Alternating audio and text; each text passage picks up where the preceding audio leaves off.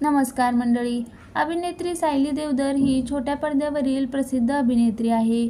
तिने आजवर जुळून येती रेशीम गाठी, लेक माझी लाडकी, लग्नाची बेडी यांसारख्या अनेक मालिकांमध्ये काम केलं.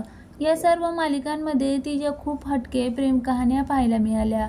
पण फक्त ऑनस्क्रीनच नाही तर खऱ्या आयुष्यात देखील सायलीची प्रेम कहाणी तितकीच खास आहे. याबाबत तिने नुकतंच एका मुलाखतीमध्ये सांगितलं. अभिनेत्री सायली देवधर आणि गायक गौरव या दोघांनी सुलेखा तलवलकरला मुलाखत दिली. यावेळी त्यांनी त्यांची प्रेमकहाणी सांगितली.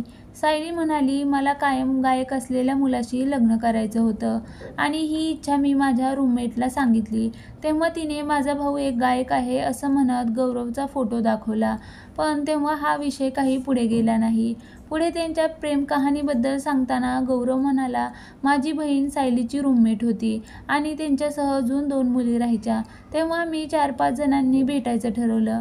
आम्ही चौघे खूपदा भेटलो, पण सायलीला तिच्या कामामुळे एकदाही जमलं नाही. पण एकदा 31 डिसेंबरच्या निमित्ताने आम्ही सगळ्यांनी यांच्या फ्लॅटवर भेटायचं ठरवलं.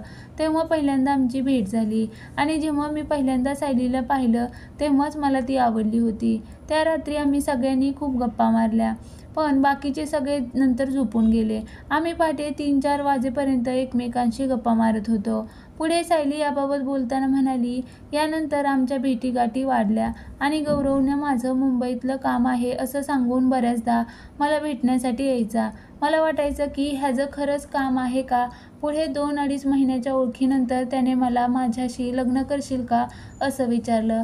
यानंतर दोघांनी 2020 साली एकमेकांबरोबर लग्न केलं. आज यांच्या लग्नाला जवळपास 5 वर्ष पूर्ण झाली. दरम्यान सायलीच्या लग्नाची बेडी या मालिकेने काही दिवसांपूर्वी प्रेक्षकांचा निरोप घेतला होता.